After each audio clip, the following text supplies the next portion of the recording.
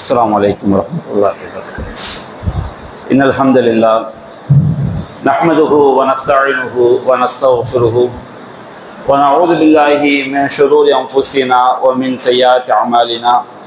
من يهده الله فلا مضل له ومن يضلله فلا هادي له. وأشهد أن لا إله إلا الله وحده لا شريك له وأشهد أن محمدا عبده ورسوله. أما بعد. أعوذ بالله من الشيطان الرجيم. بسم الله الرحمن الرحيم.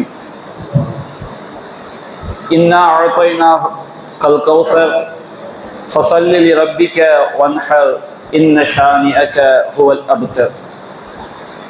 அன்பிற்குரிய சகோதரர்களே, நாம் இன்றைய திருமறை குர்ஆன் விளக்க உரை வகுப்பிலே திருக்குர்ஆனின் மிக சிறிய அத்தியாயமாகிய சூரா அல் கௌசர் என்ற அத்தியாயத்திலிருந்து நாம் பெறக்கூடிய பாடங்களையும் படிப்பினைகளையும் நாம் தெரிந்து கொள்ளவிருக்கின்றோம்.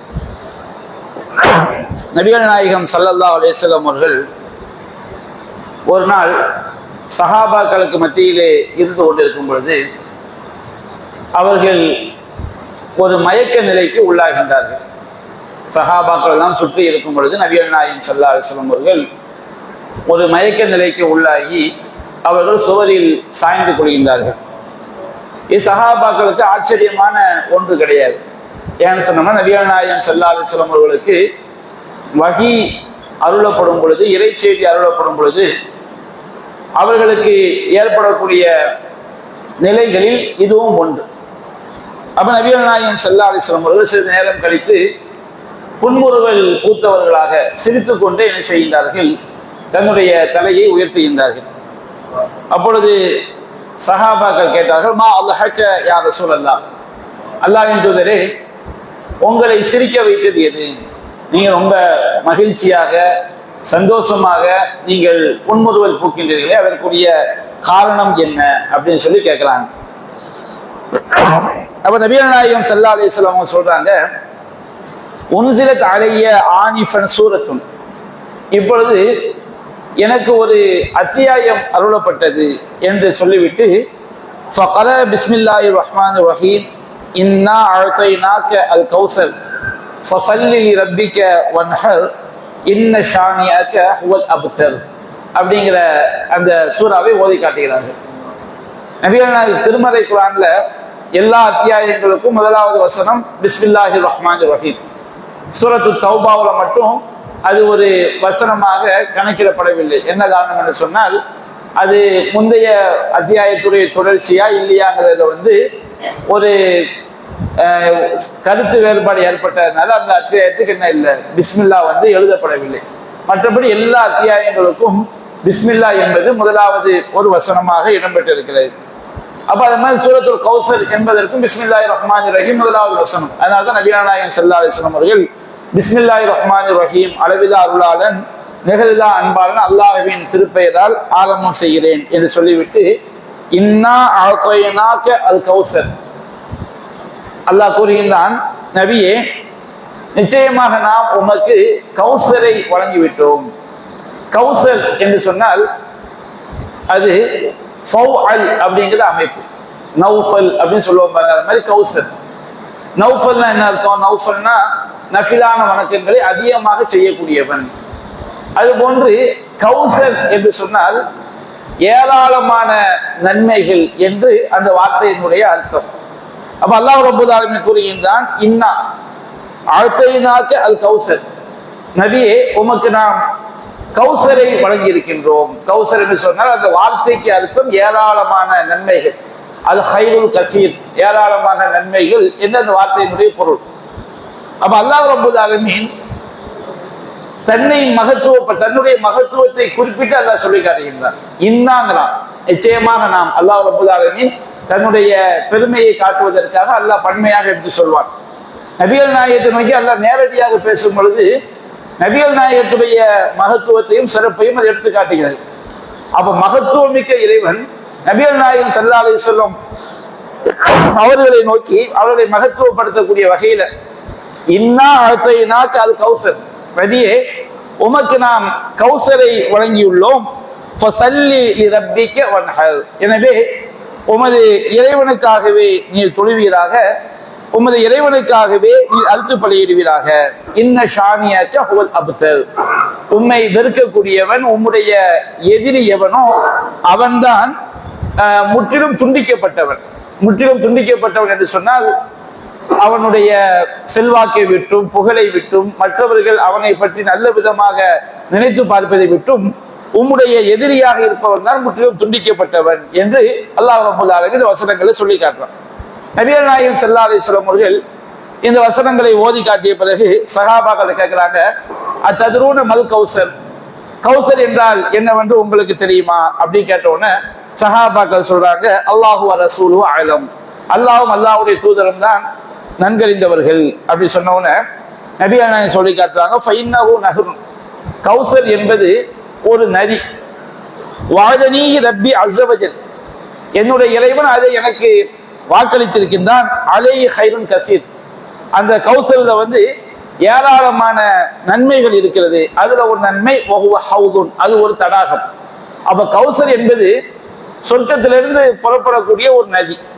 சொர்க்கத்திலிருந்து குழாய்கள் வழியாக அந்த நதி புறப்பட்டு அது வந்து மஹ்ஷர் மைதானத்துல வந்து ஒரு தடாகம் அமைக்கப்பட்டிருக்கிறது. அந்த சொர்க்கத்திலிருந்து புறப்படக்கூடிய அந்த நதியிலிருந்து குழாய்கள் வழியாக மஹ்ஷர் மைதானத்துல உள்ள ஹவுல வந்து என்ன செய்யப்படுது, அந்த தண்ணி வந்து சேருது.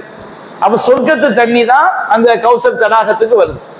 அப்ப ஹவுதுல் கௌசர், மஹ்ஷர் மைதானத்துல அமைக்கப்பட்டிருக்கக்கூடிய அந்த தடாகத்துக்கு பேரு கௌசருடைய தடாகம். அப்ப அது சொர்க்கத்தில இருந்து கௌசர் என்ற நதியின் மூலமாக அந்த தடாகம் நீர் கொண்டு வரப்பட்டு மஹ்ஷர் மைதானத்துல அந்த நீர் தடாகம் அமைக்கப்பட்டிருக்கிறதுனால அந்த தடாகத்துக்கு என்ன பேரு, ஹவுதுல் கௌசர். அப்போ வஹுவ ஹவுதுன், அது ஒரு தடாகமாகும். தரிது அலைஹி உம்மத்தி யௌமல் கியாமா, என்னுடைய சமுதாயம் மறுமை நாள்ல அந்த தடாகத்தில் தான் என்னிடம் வருவார்கள். ஆனியத்து அதது நுஜும், அதனுடைய பாத்திரங்களுடைய எண்ணிக்கை வந்து நட்சத்திரங்களுடைய எண்ணிக்கை அளவுகளாகும்.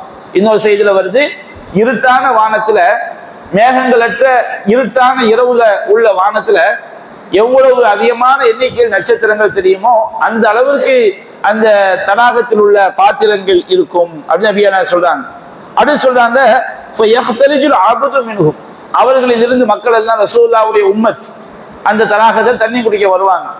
அப்ப நபிகள் நாயகம் ஸல்லல்லாஹு அலைஹி வஸல்லம் அவங்க மக்களுக்கு நீர் கொடுத்து கொண்டிருக்கும் பொழுது அவர்களிலிருந்து ஒரு மனிதன் தடுத்து நிறுத்தப்படுவான். அப்ப நான் சொல்லுவேன், யா ரப் இன்னஹு மின் உம்மத்தி, இறைவா இவன் என்னுடைய சமுதாயத்தை சேர்ந்தவர் என்று சொல்லும் போது அல்லாஹ் கூறுவான், மா தத்ரி மா ஹதஸ பஅத, நபியே உமக்கு பிறகு அவன் எதை புதிதாக உண்டாக்கினான், இந்த மார்க்கத்தின் பெயரால் எந்த பித்ஆவான காரியங்களை உண்டாக்கினான் என்று உமக்கு தெரியாது என்று அல்லாஹ் கூறுவாங்க. நபிகள் நாயகம் ஸல்லல்லாஹு அலைஹி வஸல்லம் அவங்க சொல்லக்கூடிய இந்த செய்தி சஹீஹ் முஸ்லிம்ல 607வது செய்தியாக பதிவு செய்யப்பட்டிருக்கிறது. அப்ப நபிகள் நாயகம் ஸல்லல்லாஹு அலைஹி வஸல்லம் இந்த சூரா இருக்கு பாருங்க, இது அற்புதமான ஒரு அத்தியாயம். திருமலை குர்ஆனிலேயே மிகச்சிறிய அத்தியாயம், 3 வசனங்கள் தான். இன்னா அஅதைனாக அல் கௌசர் ஃபஸல்லி லிரப்பிக வன்ஹர் இன்ன ஷானியக ஹுவல் அப்தர், இந்த 3 வசனங்கள் தான். ஆனால் இந்த அத்தியாயத்தில் உள்ளடங்கி இருக்கக்கூடிய கருத்து என்பது அது மிக ஏராளமான பாடங்களையும் படிப்பினைகளையும் போதனைகளையும் இந்த வசனங்கள் 3 வசனங்களும் உள்ளடக்கி இருக்கிறது. அல்லாஹ் ரப்பல் ஆலமீன் நபிகள் நாயகத்தை பார்த்து இன்ன ஆழ்த்தையினாக்க அது கௌசர், நாம ஹதீஸுகளை வைத்து இந்த வசனங்களை புரியும் பொழுது கௌசர் என்பது சொர்க்கத்தில் உள்ள ஒரு நதி என்று நாம் என்ன செய்யறோம், வழங்கிக் கொள்கிறோம். அது போன்று மஹ்ஷர் மைதானத்தில் அமைக்கப்படும் தடாகம் என்பதை புரிந்து கொள்கிறோம். அதே போல திருமலை குர்ஆனுடைய வசனங்களுக்கு அந்த வார்த்தை நேரடியாக என்ன அர்த்தம் தருகிறதோ அது மார்க்கத்திற்கு முரணில்லை என்று சொன்னால் அந்த அர்த்தங்களையும் அந்த திருமலை வசனம் என்ன செய்யும், எடுத்துக்கொள்ளும். இப்போ நபியே இன்ன ஆழ்த்தைனாக்க அது கௌசர், உமக்கு நாம் ஏராளமான நன்மைகளை வழங்கியுள்ளோம் அப்படின்னு அல்லாஹ் சொல்றான். இந்த நன்மை என்பது மறுமையில் கொடுக்கப்படக்கூடிய கௌசர் தடாகம் மட்டும் கிடையாது. இந்த உலகத்திலேயும் நபிகள் நாயகம் ஸல்லல்லாஹு அலைஹி வஸல்லம் அவங்களுக்கு அல்லாஹ் ஏராளமான நன்மைகளை அல்லாஹ் கொடுத்திருக்கின்றான்.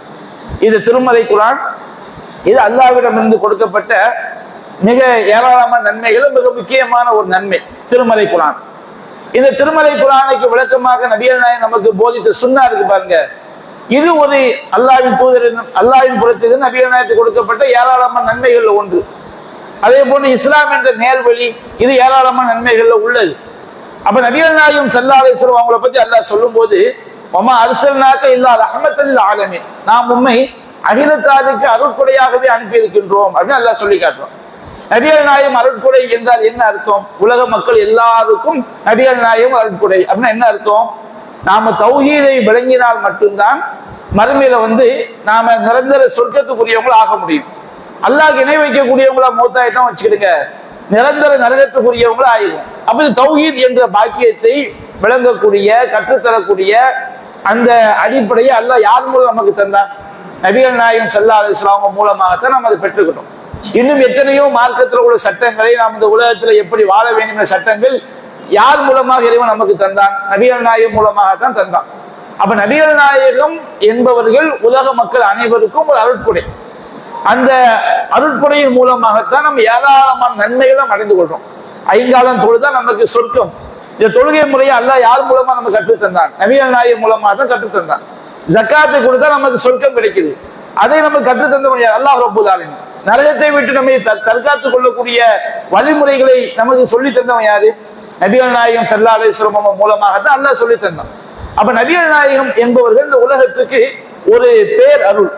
அப்ப அல்லாஹ் ரப்பல் ஆலமீன் நபிகள் நாயகத்தை பார்த்து சொல்றான், இன்ன அஅதைனாக்கல் கௌஸர், நபியே நாம் உமக்கு ஏராளமான நன்மைகளை கொடுத்திருக்கின்றோம். அந்த ஏராளமான நன்மைகள்ல இந்த உலகத்துல நபிகள் நாயகத்துக்கு கொடுக்கப்பட்ட எல்லா அருட்கொடைகளும், நபிகள் நாயகம் நமக்கு வழிகாட்டிய எல்லா அருட்கொடைகளும் உள்ளடங்கும்.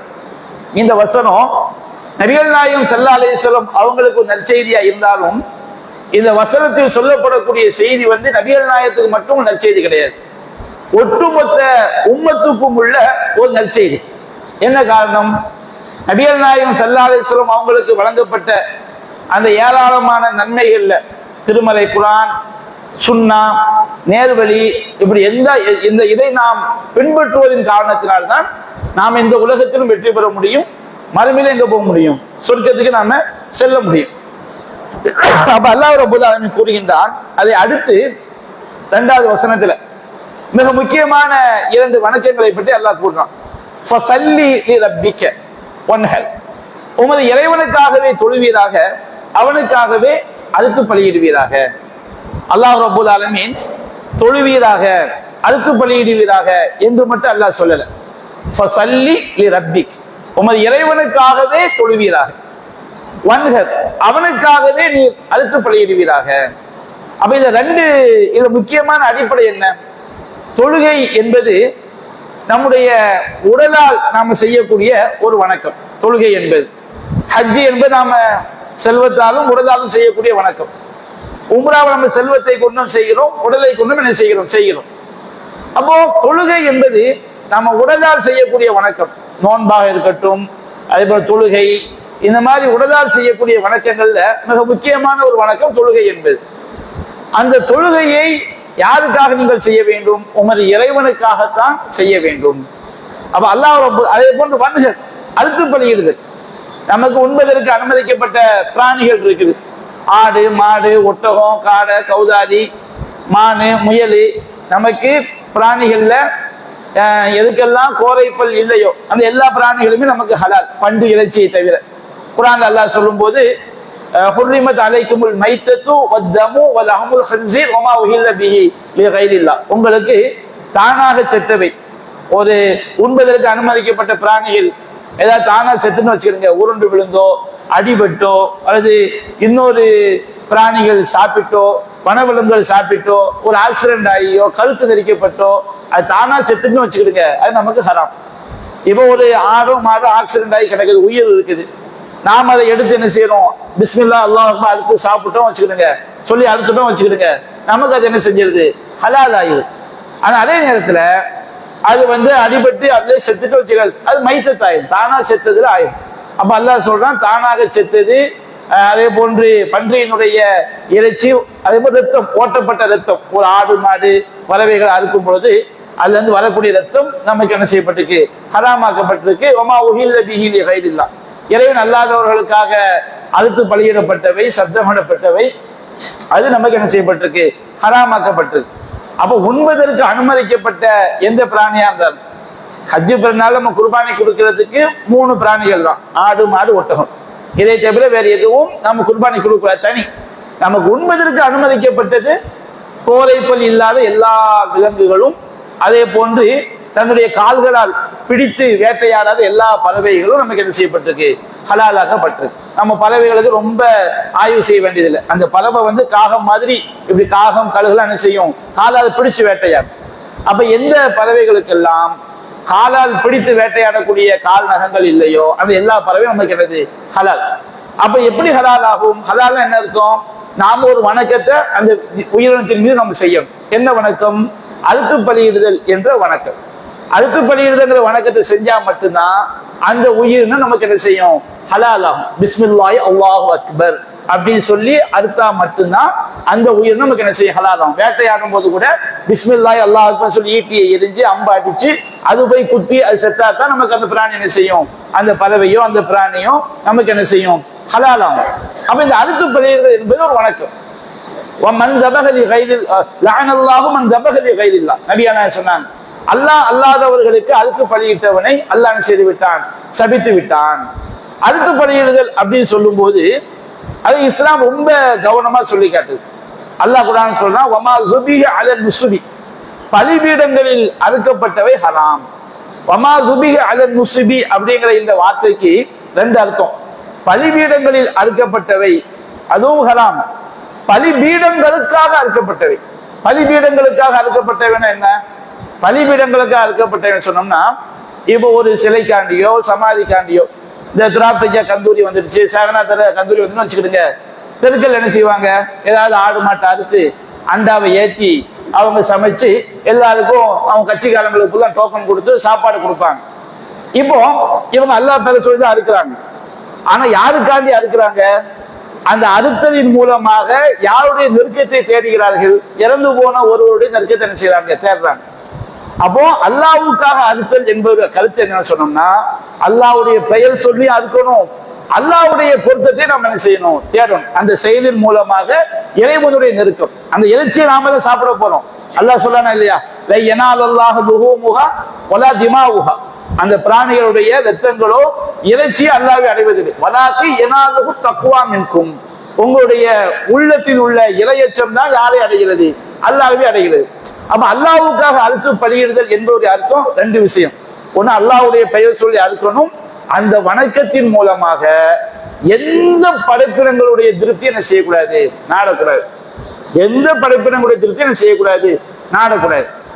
ஒரு ஒரு ஒரு மன்னர் இருக்கிறாரு, மன்னருடைய திருப்தியை பெறணுங்கிறதுக்காண்டி அல்லாஹ்வுடைய பெயர் சொல்லி மன்னருக்காண்டி ஒருத்தர் மன்னர்கிட்ட நெருக்கத்தான அதுக்குதான் வச்சுக்கிடுங்க, அது வந்து ஒரு வகையில ஷிர்கா என்ன செஞ்சிடும், ஆயிரம். மக்கள் எல்லாம் தன்னை பாராட்டணுங்கிறதுக்காண்டி என்ன செய்யறாரு, மக்களுடைய நெருக்கத்தை பிறகு நம்ம ஹஜ்ஜு பெருநாளை குர்பானி கொடுத்து எல்லாருமே நம்ம என்ன செய்யணும், இவர் வந்து நமக்கு வாரி வழங்கக்கூடிய வள்ளல் என்பதற்காக நம்ம என்ன செய்வோம், நிறைய மாடுகளா இருப்போம்னு சொல்லி ஒரு ஆள் என்ன செய்யறாரு, நிறைய மாட்டை அறுத்து மக்களுடைய நெருக்கத்தையான அதுக்கெல்லாம் வச்சுக்கிடுங்க. அல்லாஹ்வுடைய பெயர் சொல்லிதான் இருக்கிறாரு. ஆனா அவருடைய நோக்கம் என்ன ஆகுது, மக்களுடைய ஓப்பை பெற வேண்டும், மக்களுடைய அன்பை பெற வேண்டும் என்பதற்காக செஞ்சாருன்னா அந்த செயல் என்ன செஞ்சிடும், அது சின்ன ஷிர்காயிரும். அல்லாஹ் அல்லாதவங்களுடைய பெயர் சொல்லி அறுத்தா அது வந்து பெரிய ஷிர்காயிரும். அதே ஒரு இறந்து போனவங்களுடைய அன்பை பெறுவதற்காக, நேசத்தை பெறுவதற்காக, நெருக்கத்தை பெறுவதற்காக அறுக்கும் பொழுது, சிலைகளுக்காக அறுக்கும் பொழுது அது என்ன செஞ்சிடும், பெரிய ஷிர்கா என்ன செஞ்சிடும், மாறிடும். அப்ப அதே போன்று சிலைகள் உள்ள இடத்திலையும் சமாதிகள் உள்ள இடத்திலையும் அறுத்தா கூட அந்த ஒரு ஒப்பீடு வந்துடும். அல்லாஹ்வுடைய பெயர் சொல்லி அறுத்தா கூட இஸ்லாம் தடுக்குது. நபியானாயின் காலத்துல வந்து ஒரு சஹாபி என்ன செய்றாரு, புவானா அப்படிங்கிற இடத்துல வந்து ஒட்டகத்தை அறுத்து பலியிடுவதற்கு ரசூலுல்லாஹ்ட்ட அனுமதி கேட்கிறார். அல்லாஹ்வின் தூதரே, நான் புவானாங்கிற இடத்துல ஒட்டகத்தை அறுத்து பலியிடுவதற்கு நேர்ச்சி செஞ்சிருக்கிறேன், அதை நான் அறுத்து பலியிடலாமா? அப்ப நபியானாயின் கேட்டாங்க, அங்க வந்து ஏதாவது சிலைகள் இருக்கிறதான்னு கேட்க அந்த இடத்துல. ஏன்னா சிலைகள் உள்ள இடத்துல, சமாதிகள் உள்ள இடத்துல நாம் அறுக்கும் பொழுது அல்லாஹ்வுடைய பெயர் சொல்லி அறுத்தாலும் என்ன ஒரு ஒப்பீடு வந்துடும், அந்த சிலைகளுடைய நெருக்கத்தை தேடக்கூடிய ஒப்பீடு உள்ளத்துல இல்லாட்டா கூட செயல் என்ன செஞ்சோம், பார்வையில் வந்துவிடும். இஸ்லாம் என்ன செய்யுது, லா துஸல்லு இலல் குபூர், கபரை நோக்கி தொழாதீர்கள் ஏன் இஸ்லாம் சொல்லுது? கபரை நோக்கி நாம தொழும் போது நாம செய்யக்கூடிய ருக்கு அல்லாஹ்வுக்காகவே இருந்தாலும், நாம செய்யக்கூடிய சுஜூத் அல்லாஹ்வுக்காகவே இருந்தாலும், ஒரு பேச்சுக்கு நாம எதுக்கு முன்னாடி சஜ்தா செய்வோம்? கபருக்கு முன்னாடி செய்யும் போது அந்த கபரை வணங்குவது போன்ற ஒரு தோற்றம் என்ன செஞ்சிடும், ஏற்பட்டும். அப்ப அது போன்ற அறுத்து படையிடக்கூடிய விஷயத்திலையும் சமாதிகள் உள்ள இடங்கள்ல, அது சிலைகள் உள்ள இடங்கள்ல சமாதிக்கு முன்னாடி வச்சு, சிலைக்கு முன்னாடி வச்சு நாம அறுக்கும் பொழுது அந்த சிலைகளுக்காக அறுக்கக்கூடிய ஒரு ஒப்பீடு வந்துடும். அப்ப இஸ்லாம் அதை என்ன செய்கிறது, தடுக்கிறது. நாம் அறுத்து படையிடுகிற வணக்கத்தை செய்யும் போது யாருக்காக மட்டும்தான் செய்யணும்? அல்லாஹ் ஒருவனுக்காக மட்டும்தான் செய்ய வேண்டும். ஃபஸல்லி லிரப்பிக வன்ஹர், உமது இறைவனுக்காகவே தொழுவீராக, உமது இறைவனுக்காகவே நோன்பு நோற்பீராக. அப்ப எல்லா வணக்கங்கள்லையும் இஹ்லாஸ் என்பது முக்கியம். இஹ்லாஸ் என்பது ரொம்ப முக்கியம். அதே போன்று இந்த இஹ்லாஸ் எப்படி ரொம்ப ரொம்ப முக்கியமோ அது போன்று எதுவும் முக்கியம், அல்லாஹ்வும் அல்லாஹ்வுடைய தூதரும் சொல்லி தந்த முறைப்படி செய்வது முக்கியம். நாம் ஒரு செயலை செய்யறோம், இஹ்லாஸ செய்யறோம் அல்லாஹ்வுக்காண்டி. ஒரு ஆளு இறந்து போன உம்மாக்காண்டி பாத்தியா ஓதுறாங்க வச்சுக்கிட்டுங்க, ஒரு அஜரத்தை கூட்டு வந்து சாம்பிராணியை போட்டு, உண்மையிலே அல்லாஹ் எங்க உம்மாக்கு எப்படியாவது நீ சொர்க்கத்தை கொடுத்துட்டு என்ன செய்யறாரு, சாம்பிராணி அள்ளி அள்ளி போடுறாரு. அவர் உள்ளத்துல இஹ்லாஸ் தான் இருக்குது. என்ன இஹ்லாஸ்? உம்மா எப்படியாவது என்ன செஞ்சிடணும், சொர்க்கத்துக்கு போயிடணும். வாப்பை எப்படியாவது என்ன செய்யணும், சொர்க்கத்துக்கு போயிடணும். நல்லாப்ப எப்படியாவது சொர்க்கத்துக்கு போயிடணும். மௌலூது ஆட்களை கூட மௌலூது ஓதுறாங்க. அவன் உள்ளத்துல வந்து படம் காட்டுறதுக்கு ஓதுற ஆட்கள் இருக்கிறாங்க. ஹஜ்ஜாத்துக்காரன் வந்து மௌலூது காசு தர மாட்டேன்னு சொல்லிட்டான், எப்படியாவது என்ன செஞ்சிடணும், மௌலூதை ஓதிடுவான்னு சொல்லி படம் காட்டுவான். இவங்க அவன் உண்மையிலே மௌலூது மேல நம்பிக்கை கிடையாது. இவன் வந்து எதுக்காக செய்யலாம், அதை வந்து ஒரு எதிர்ப்பு எண்ணத்துல செய்யலாம். உண்மையிலே ஒரு என்ன செய்யலாம், நபிகள் நாயகம் பிறந்த நாள் விழா, நம்ம ரசூல்லாவை நம்ம நேசிக்கிறோம், ரசூல்லாவுடைய முகப்பத்தை பெறணும், அல்லாவுடைய முகப்பத்தை பெறணும், மௌலூது ஓதலாம் வச்சுக்கிடுங்க. அவனுடைய உள்ளத்துல என்ன இருக்குது, இறைவனுக்காக செய்கிறோம் அப்படிங்கிற எண்ணம் உண்மையில இருக்குது. ஆனால் அந்த செயல் நபிகள் நாயகம் சொல்லி தந்த செயலா இல்லைன்னு வச்சுக்கிடுங்க, அப்ப அந்த செயல் எல்லாமே பாழாயும். இவன் மௌலூது என்பது ரெண்டு விதத்துல தப்பாகுது. ஒண்ணு என்ன, அல்ல நிறைய இணை வைப்பு கலந்திருக்கிறதுனால அதை ஒருவன் ஓதும் போது ஷிர்க்குங்கிற பாவத்துல விழுந்துடுறான். ரெண்டாவது, ஒரு பேச்சுக்கு இணை வைப்பே இல்லைன்னு வச்சுக்கிடுங்க, அது நபிகள் சொல்லி தந்த ஒரு அமல் என்ன செய்யாது, கிடையாது. அப்போ ஒரு அமல் ஏற்றுக்கொள்ளப்பட வேண்டும் என்றால் இஹ்லாஸ் எப்படி முக்கியமோ அதே போன்று இரண்டாவது நிபந்தனை, அல்லாஹ்வும் அல்லாஹ்வுடைய தூதரும் சொல்லி தந்த முறைப்படி என்ன செய்ய வேண்டும், இருக்க வேண்டும். நபிகள் நாயகம் சொன்னாங்க, மன் அமில அமலன் ஃபலைஸ அலைஹி அம்ருனா ஃபஹுவ ரத்துன், நாம் கட்டளையிடாத காரியத்தை யார் செய்கிறாரோ அது அல்லாஹ்விடம் மறுக்கப்படும். நபிகள் நாயகம் சொல்லி தராத முறையை நம்ம செஞ்சோன்னு வச்சுக்கிடுங்க, அந்த செயல் யார்கிட்ட ஏற்றுக்கொள்ளப்படாது, அல்லாஹ்ட்ட ஏற்றுக்கொள்ளப்படாது. அப்ப இந்த பாத்தியா ஓதுறது, மௌலூது ஓதுறது, கூட்டு துவா, இதே மாதிரி என்னென்ன காரியங்கள்லாம் பிதாவான காரியங்கள் இருக்குதோ, கூட்டு திக்குது, என்னென்ன காரியங்கள் எல்லாம் மார்க்கத்துக்கு எதிரான பிதாவான காரியங்கள் இருக்குதோ, அந்த பிதாவான காரியங்கள்ல ஷிர்க் இருந்தா அந்த ஷிர்க்கை நரகத்துல கொண்டு போய் தள்ளி அல்லாஹ் காப்பாற்றணும். ஷிர்க் இல்ல, மார்க்கத்துல அந்த மாதிரி ஒரு செயல் இல்லைன்னு வச்சுக்கிறேன். மேராஜ் நோம்புன்னு வைக்கிறாங்க, அதுல என்ன ஷிர்க்கு, ஒரு ஷிர்க்குன்னு கிடையாது. ஆனா நபிகள் சொல்லி தந்திருக்கிறாங்களா மேராஜ் நோம்புன்னு? சொல்லி தரல. பராத் நோம்புன்னு வைக்கிறாங்க, அதுல எந்த ஷிர்க்கும் கிடையாது. நபிகள் சொல்லி தந்திருக்கிறாங்களா? சொல்லி தரல. அப்போ ஒரு செயல் ஏற்றுக்கொள்ளப்பட வேண்டும் என்றால் ரெண்டு விஷயம். ஒரு விஷயம் என்ன, அது அல்லாஹ்வுக்காக செய்ய வேண்டும். இரண்டாவது, இறைவன் காட்டி தந்த முறைப்படி இருக்க வேண்டும். அப்ப ஃபஸல்லி லிரப்பிக வன்ஹர், உமது இறைவனுக்காகவே தொழுவீராக, அவனுக்காகவே அறுத்து பலியிடுவீராக அப்படிங்கிற இந்த வசனத்துல வந்து இந்த வார்த்தையில ரெண்டுமே உள்ளடங்கியிருக்கு. என்ன உள்ளடங்கி இருக்குது, நம்ம இஹ்லாஸ அல்லாஹ்வுக்காக செய்ய வேண்டும், இறைவனுக்காகவே தொழுவீராக சொல்லி வரும்போது, இறைவனுக்காகவே அறுத்து பலியிடுவீராக என்று வரும்பொழுது அந்த இறைவன் காட்டி தந்த முறைப்படிதான் செய்ய வேண்டும் என்ற கருத்தும் அது உள்ளடங்கி இருக்கு. மறுமை நபிகள் நாயகம் ஸல்லல்லாஹு அலைஹி வஸல்லம் அவங்களுக்கு கொடுக்கப்படக்கூடிய கௌசருக்கும் இதுக்கும் என்ன சம்பந்தம்? மறுமையில வந்து நபிகள் நாயகத்துக்கு கொடுக்கப்படக்கூடிய கௌசர் தடாகத்துக்கும் இறைவனுக்காக இஹ்லாஸோடு இறைவன் காட்டி தந்த முறைப்படி தொழ வேண்டும், இறைவனுக்காக இஹ்லாஸோடு இறைவன் காட்டி தந்த முறைப்படி அறுத்து பலியிட வேண்டும். எல்லா வணக்கங்களுக்கும் இஹ்லாஸ் என்பது அடிப்படை, நபிகள் நாயகம் காட்டி தந்த முறைப்படி செய்ய வேண்டும் அடிப்படை. என்ன காரணம்? கௌசருக்கும் இதுக்கு என்ன தொடர்பு இருக்குது? வணக்கங்களுக்கும் கௌசர் தடாகத்துக்கும் உள்ள தொடர்பு என்ன? நபிகள் நாயகம் ஸல்லல்லாஹு அலைஹி வஸல்லம் கௌசர் தடாகத்தை போய் சொல்லி காட்டும் போது அதனுடைய தண்ணீர் இருக்கு பாருங்க, அஹ்லாமுல் அஸ்ல், பாலை விட அது சுவையானது. இன்னொரு அறிவிப்புல தேனில் கலந்த பாலை விட, பாலில் கலந்த தேனை விட சுவையானது, பனிக்கட்டியை விட வெண்மையானது. இன்னும் சில அறிவிப்புகள்ல பாலை விட அது வெண்மையானது. அந்த கௌசர் தடாகத்துல உள்ள நறுமணம், கஸ்தூரி, மனமிக்க கஸ்தூரியை விட அது வந்து என்னது, ரொம்ப அற்புதமான நறுமணம் மிக்கது. அந்த கௌசர் தடாகத்துல உள்ள மண்ணு கூட அது எப்படி இருக்குமா, நறுமணமிக்க கஸ்தூரியை விட மனமிக்கதான் என்ன இருக்கும். அந்த கௌசர் தடாகத்துல ரெண்டு புறமும் துளை துளை ஒரு துளை இடப்பட்ட முத்துக்களாலும் மரகதங்களாலும் அப்படி அலங்கரிக்கப்பட்டிருக்கும். அந்த கௌசர் தடாகத்துடைய அகலம் என்ன, நபிகள் நாயகம் பல ஊரை சொல்றாங்க.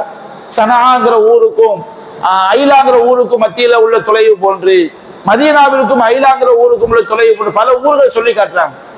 பொதுவாக நபிகள் நாயகம் சொல்லி இருக்கிறாங்க, அந்த கௌசல் தடாகத்துடைய அகலம் என்பது 1 மாத கால பயணத்துறை. 1 மாத காலம் நம்ம பயணம் பண்ணி போனா மட்டும்தான் எவ்வளவு தூரம் செல்வோமோ அவ்வளவு தூரம் அதனுடைய அகலம். அவ்வளவு அற்புதமான தடாகம். அந்த தடாகத்துல வந்து ஒரு தடவை தண்ணி குடிச்சிட்டோம் வச்சுக்கிடுங்க, ஒரே ஒரு தடவை அந்த தடாகத்துல தண்ணி குடிச்சிட்டோம் சொன்னோம்னா அதுக்கு பிறகு தாகம் என்பதே ஏற்படாது. அப்ப சொர்க்கத்துல போய் தண்ணி குடிக்க மாட்டோம்னா குடிப்போம், தாகத்துக்காண்டி குடிக்க மாட்டோம், டேஸ்டுக்காண்டி என்ன செய்வோம், குடிப்போம். கௌசர் தடாகத்துல ஒரு மூமின் தண்ணி குடிச்சிட்டாரு, சொர்க்கத்துக்கு போயிட்டான்னு வச்சுக்கிடுங்க, கௌசர் தடாகத்துல குடிச்சா தாகம் என்பது ஏற்படாது.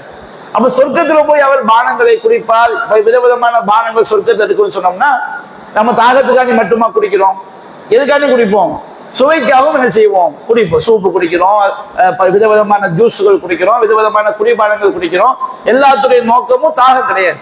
அப்ப கௌசல் தடாகத்துல ஒரு தடவை நபிகள் நாயகத்திலுமே நம்ம நீர் வாங்கி குடிச்சிட்டோம்னு சொன்னோம்னா அதுக்கு பிறகு தாகம் என்பது என்ன செய்யாது, ஏற்படாது. அவ்வளவு அற்புதமான தண்ணீர் அது.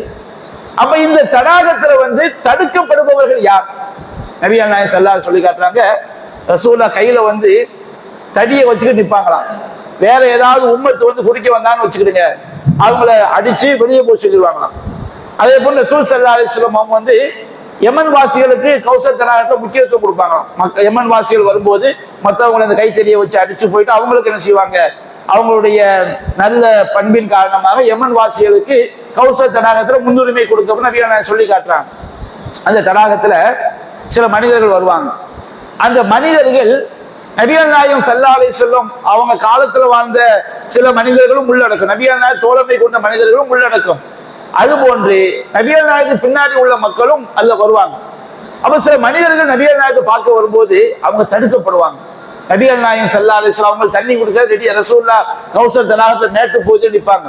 இவங்க கீழே இருந்து ஏறி மேல போகும்போது அவங்க தடுக்கப்பட்டு தூக்கி நரகத்துல வீசப்படுவாங்க. அப்ப நபிகள் நாயகம் சொல்லுவாங்க, அஸ்ஹாபி அஸ்ஹாபி, என்னுடைய தோழர்கள் என்னுடைய தோழர்கள் சொல்லும் போது அங்க சொல்லப்படும், யா முஹம்மத் லா தத்ரி மா அஹ்தஸு பஅத், முகமது உமக்கு பிறகு நீங்க மௌத்தா நீங்க மரணித்த பிறகு இவங்க இஸ்லாம் என்ற பெயரில் எதையெல்லாம் புதிதாக உண்டாக்கினார்கள் என்று நீங்கள் அறிய மாட்டீர்கள். இன்னமும் எர்தத்தூன அலா அக்பாரிஹிம் கஹ்கரா, இவர்கள் நீங்க மரணித்த பிறகு வந்த வழியே மதம் மாறி சென்றார்கள். இஸ்லாத்தின் பெயரால பிதாவான காரியங்களை உண்டாக்குறது எவ்வளவு பயங்கரமான பாவங்கள் சிந்திக்கணும். இந்த உலகத்தில் நம்ம நிறைய பிதாவான காரியங்களை நம்ம புரிஞ்சுக் கொள்றோம், அது யாருமே அதை வந்து ஒரு பெரிய பாவமா நினைக்கிறது கிடையாது. ஆனால் கௌசல் தடாகத்துல வந்து மஹ்ஷர் மைதானத்துல சூரியன் தலை உச்சியில் இருக்கும் பொழுது, பயங்கரமான தாகத்துல இருக்கும் பொழுது நமக்கு விடக்கூடிய ஒருவனுக்கு விடக்கூடிய மிகப்பெரிய அடி இந்த பிதாவின் காரணமா என்ன செய்து ஏற்படுது. அப்ப பிதத்தை வந்து எவ்வளவு பெரிய ஒரு பாவம் நம்ம யோசிச்சு பார்க்கணும். நபியான சொல்லுவாங்க, சோஹக்கன் சோஹக்கன் லிமன் கையற பாதி, எனக்கு பிறகு இந்த மார்க்கத்தை மாற்றியவர்களுக்கு நாசம்தான் நாசம்தான் அப்படின்னு நபிகள் நாயகம் ஸல்லல்லாஹு அலைஹி வஸல்லம் செய்வாங்க, சொல்லுவாங்க. பிதத்தை உண்டாக்குறவங்களுக்கு உள்ள மிகப்பெரிய பேராபத்து இதுல என்ன செஞ்சிருது வந்தது. ரெண்டாவது, நபிகள் நாயகம் ஸல்லல்லாஹு அலைஹி வஸல்லம் ஒரு தடவை ஒரு மக்பராவில் மையவாடுதல் ரசூலுல்லாஹ் நிற்கிறாங்க. பத்ரு போல உஹது போல கொல்லப்பட்ட சஹாபாக்கள் அடக்கம் செய்யப்பட்ட அந்த பக்கி என்ற பக்கீஉல் கர்கத் என்ற மையவாடுதல் ரசூலுல்லாஹ் நிற்கிறாங்க. அப்ப நிற்கும் போது நபிகள் நாயகம் அங்க போய் கபூர் சியாரத்துக்காண்டி போறாங்க. கபூர் சியாரத்தின் போது ஓதுற துவா, அஸ்ஸலாமு அலைக்கும் தார கௌமில் முஃமினீன் இன்னா இன்ஷா அல்லாஹு பிக்கும் லாஹிகும் நஸ்அலுல்லாஹ லனா வ லக்கும் ஆஃபியா, இதை மட்டும் சொல்லி முடிச்சிடும். கபூர் வாசிகள் உங்கள் மீது அல்லாஹ்வுடைய சாந்தி உண்டாகட்டும், உங்களுக்காக நம்ம என்ன செய்யணும், அல்லாஹ்ட்ட பாவ மன்னிப்பு கேட்கிறோம், விரைவில் நாங்கள் உங்களை சந்திக்கவிருக்கிறோம் அப்படிங்கிற துவா ஓதிட்டு ரசூலா இருக்கும் பொழுது ரசூலா வார்த்தை சொல்றாங்க, அண்ணா வதித்து கதிர் ஐநா இஃப்வானா, எங்களுடைய சகோதரர்களை பார்ப்பதற்கு நாம் ஆசைப்படுகிறோம் அப்படிங்கிறாங்க ரசூலுல்லாஹ். அப்போ இஹ்வான், அப்ப சஹாபா கேட்டாங்க, அல்லாஹ் தூதரே அல் அஸ்னா இஹ்வான், நாங்கள்லாம் உங்களுடைய சகோதரர்கள் இல்லையா? அப்ப நபியா சொன்னாங்க, அன்தும் அஸ்ஹாபி, நீங்கள் என்னுடைய தோழர்கள். தோழர்கள்னா சமகாலத்துல வாழக்கூடியவங்க. இன்னமல் மூமினூன இஹ்வான் சொன்னோம்னா கியாமத் நாள் வரைக்கும் வரக்கூடிய மூமின்கள் எல்லாமே யாருதான்? சகோதரர்கள் தான். நம்ம காலத்துல முந்தி இருக்கிறோம், கியாமத் நாள் வரைக்கும் வரக்கூடிய எல்லா மூமின்களும் அது சகோதரர்கள் தான். அப்ப நபியான சஹாபாக்கள் சொல்றாங்க, நீங்க எல்லாம் எங்களுடைய தோழர்கள். தோழர்கள்னா யாரு? சமகாலத்துல நண்பர்களா இருக்கக்கூடியவங்க யாரு? தோழர்கள். ஆனா நம்முடைய சகோதரர்கள் என்பவர்கள் அவங்க நம்ம தான் உலகத்தை செய்யறாங்க, வர இருக்கிறாங்க. அப்போ நபி சஹாபாக்கள் கேட்கிறாங்க, உங்களுடைய சகோதரரை நீங்க எப்படி அடையாளம் கண்டுபிடிப்பீங்க? மறுமை நாள்ல இந்த கௌசர் தடாகத்துல இருக்கும்போது ரசூலுல்லாஹ் தன்னுடைய உம்மத்துக்கு நீர் கொடுப்பாங்களே, உங்களுடைய சகோதரிகளை எப்படி அடையாளம் கண்டுபிடிப்பீங்க? அப்ப நபியான சொன்ன சஹாபாக்களை கேட்டாங்க, ஒரு ஆள்கிட்ட வந்து ஒரு குதிரை இருக்கு, அந்த குதிரைக்கு வந்து முகமும் காதுகளும் என்ன செய்யுது? வெண்மையா இருக்கு. அப்போ கருப்பு குதிரைகள் உள்ள ஒரு மந்தையில வந்து ஒரே ஒரு குதிரை மட்டும் முகமும் காதுகளும் வெள்ளையா இருந்தா அவர் தன்னுடைய குதிரையை கண்டுபிடிக்க முடியுமா? முடியாதா? ஈஸியான செஞ்சிடலாம், கண்டுபிடிச்சிடலாம். எல்லாமே கருப்பு குதிரைகள், அதுல ஒரே ஒரு குதிரைக்கு மட்டும் முகமும் காதும் வெள்ளையா இருக்குன்னு வச்சுக்கிட்டுங்க, அது ஈஸியா நம்ம கண்டுபிடிக்க முடியுமா? இல்லைங்களா? அத மாதிரி ரசூல் ஸல்லல்லாஹு அலைஹி வஸல்லம் உம்மத்தை எப்படி கண்டுபிடிப்பாங்க? நாம தொழுகைக்காண்டி ஒது செய்யற பாருங்க, இந்த ஒது செய்த உறுப்புகள் மறுமை நாள்ல குர்ரம் முஹஜ்ஜலீன், அவனுடைய முகமும் அவங்களுடைய உடல் உறுப்புகள், முகம், கைகால், அது போன்று கால்கள், இதெல்லாம் என்ன செய்யும்? அப்படியே பிரகாசமா இருக்கும். அப்போ எல்லா நபிமாருடைய சமுதாயம் நிற்கும் போது ஒவ்வொரு நபிமார்களுக்கும் அவங்களுடைய தடாகம் இருக்கும். ரசூலா தன்னுடைய உம்மத்தை எப்படி கண்டுபிடிப்பாங்க? ரசூலாவுடைய உம்மத்துக்கு மட்டும் தொழுவதினால் அவங்களுடைய முகம், அல்லாஹ்வுக்காக நாம தொழும் போது, தொழுகை எப்ப ஏற்றுக்கொள்ளப்படும்? காட்டுறதுக்காண்டி, படம் காட்டுறதுக்கான தொழுகை ஏற்றுக்கொள்ளப்படாது. அது வந்து முகஸ்துதி ஆயும். முகஸ்துதி என்பது அமல்களை என்ன செய்து விடும்? அழித்து விடும். அப்போ அல்லாஹ்வுக்காக நாம தொழுகிறோம், அந்த தொழுகைக்காண்டி உழு செய்யும் போது முகங்கள், கைகால் எல்லாம் பிரகாசமா இருக்கும் போது ஈஸியா என்னுடைய உம்மத்தை செய்து கண்டுபிடித்து விடுவேன். அதை வைத்து ரசூலுல்லாஹ் என்ன செய்றாங்க? அந்த உம்மத்துக்கு வந்து நான் கௌசர் தடாகத்தை நீர் போட்டுவேன். அப்போ கௌசர் தடாகத்தில் நீர் இறந்துறதுக்கு ரெண்டு விஷயம் நம்ம ஹதீஸ்ல தெளிவாக. ஒண்ணு என்ன? நாம அல்லாஹ்வுக்காக தொழுகையாளிகளா இருந்திருக்கணும். இஹ்லாஸான முறையில நம்முடைய எல்லா வணக்கங்களையும், அதில் குறிப்பா தொழுகையை வந்து நம்ம அல்லாஹ்வுக்காக செய்யும் போது, தொழுகைக்காக நம்ம உழு செய்யறோம், அந்த தொழுகை இஹ்லாஸான முறையில் அமையும் போது நமக்கு மறுமையில பிரகாசம் கிடைக்கிறது. அதை வச்சு ரசூலுல்லாஹ் கண்டுபிடிக்கிறாங்க. ரெண்டாவது, பித்ஆவான காரியங்களை வெறுக்கக்கூடியவங்களா இருக்காங்க.